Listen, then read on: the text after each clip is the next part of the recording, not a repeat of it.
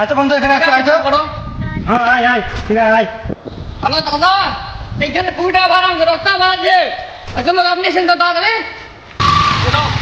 এই তো ভাড়া ঝামেলা আছে 20 টাকা ভাড়া 20 টাকা এই তো ভাড়া আজমান না ওই পাগড়ে আছে আমি তো ভাড়া এখানে ভাড়া না চলি চুকে না দে কেউ না কুড়ি টাকা ভাড়া আবার